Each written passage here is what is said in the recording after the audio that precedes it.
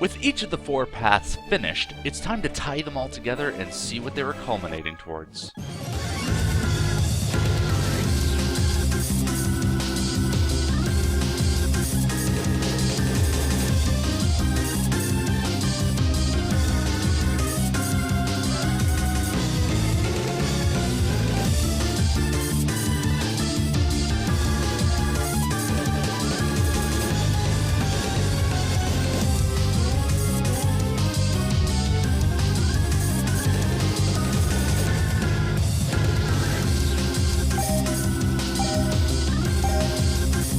Frieza there mentions that the cave to his castle won't be passed through so easily, but I beg to differ. There's really nothing complicated about it all. And what's this? People hinting at another potential party member. Well, I've never been one to turn down people offering to lend a helping hand. Oh no, she went the wrong way. I think it's safe to assume she's in danger. Since this town is selling a silver weapon, she's most likely to be captured by demons. I must get enough money to buy this weapon and come to her aid.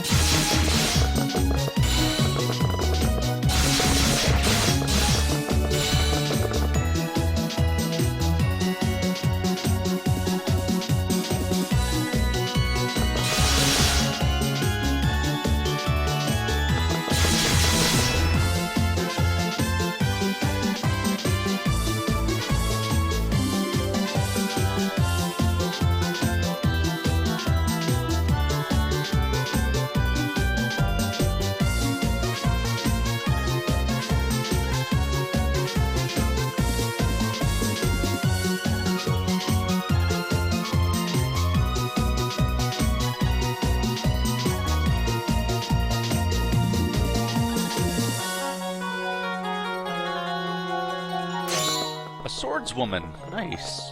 Well, if she's anything like Donovan or Dane, she must be a fantastic fighter. Oh, Karen, at least you're trying.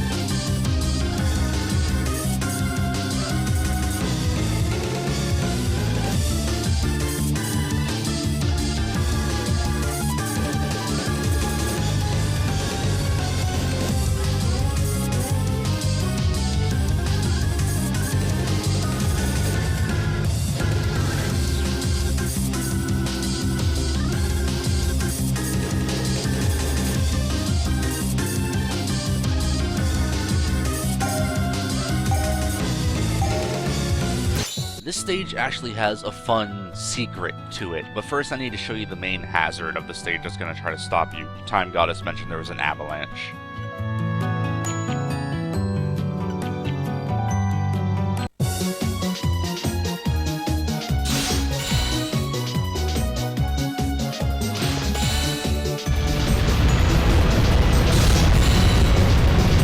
I don't know about you guys, but I love the sound that avalanche makes. Getting caught in it will strip you off all of your equipment, but there's a new headgear we can only get if we're hit by the avalanche. You can only safely beat the stage after losing all your equipment around level 20 or so I just decided to skip over all that grinding.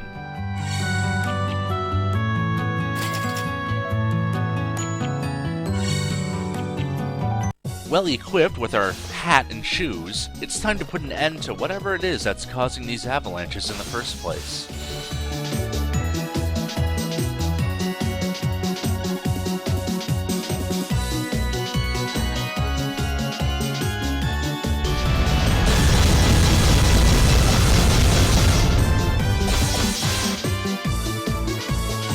Unfortunately, once there's been an avalanche on the stage, you can't go towards the Evil Lord's castle.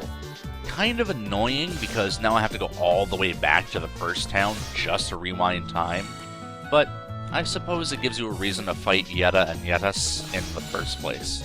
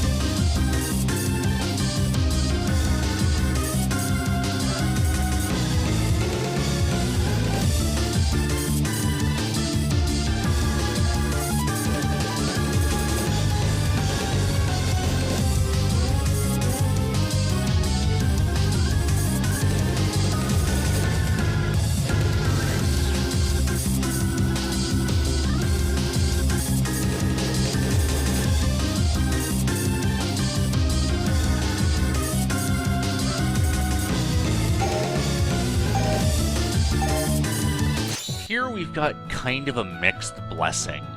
There are no random encounters on the main stretch of the stage. This does mean that they won't waste our time, yeah, but that also means I can't level up or make money, and that just won't do.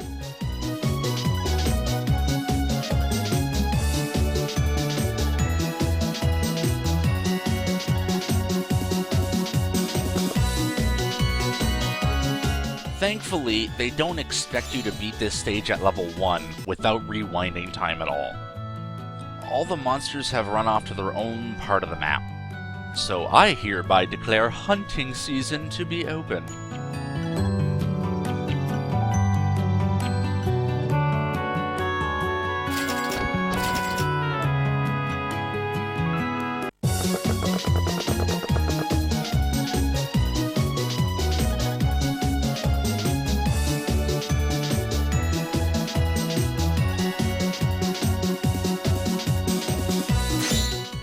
really easy to instantly level up to the recommended level to beat the Evil Lord in one pass through this area.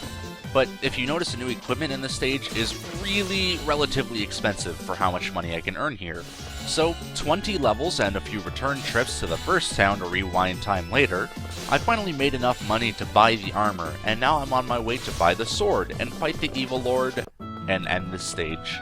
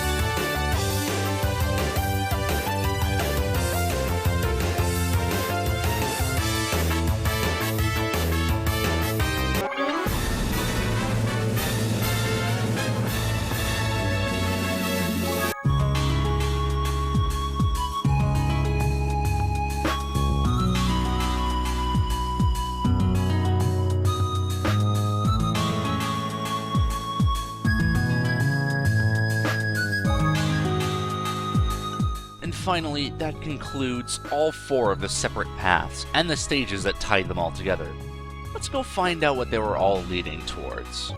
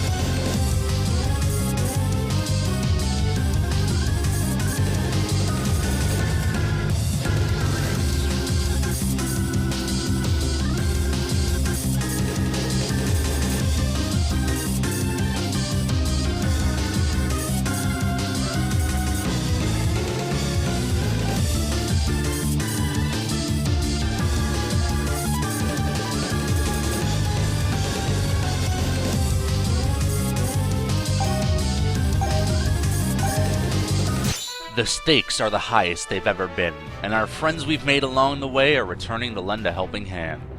This, right here, this is the first reason why I've always been so happy to recruit party members along the way. With Robin at our side and Richard simply tagging along, just like old times, I feel as if the world is our oyster. Nothing can stop us.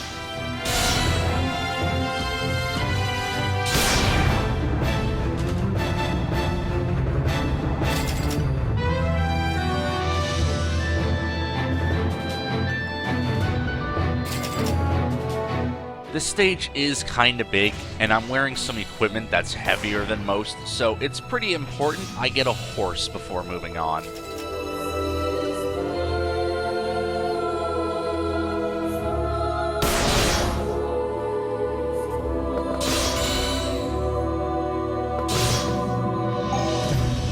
Hey there, Donovan. We're putting the band back together. We're on a mission from God.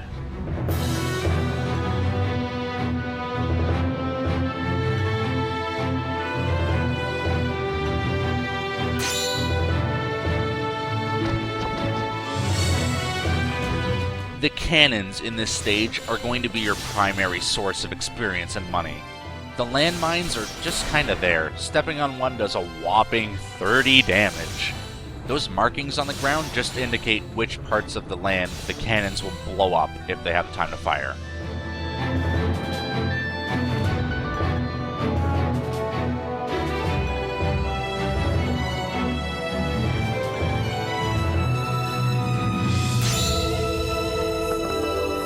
Now, I could use this hole here in the west, or I could use the path in the east to completely bypass the bridge.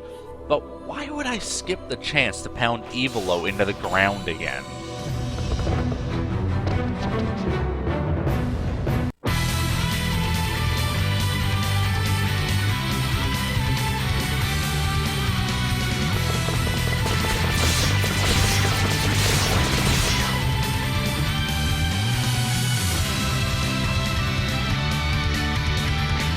Just as easy as the first time. Still a couple more towns before the Evil Lord's castle though, so let's check them out and see what they have to offer.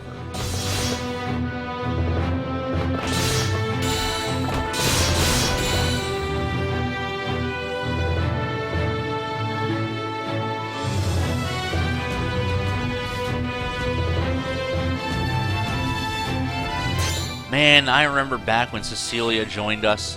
She was the first party member we ever got. That sure was a simpler time, wasn't it? I just decided right there I should show off how inconsequential the landmines are, since the stage is almost over. I mean, I've definitely walked into some walls here and there over the course of this LP because some very small lag I get while recording, but I'm not that terrible about walking into things I shouldn't.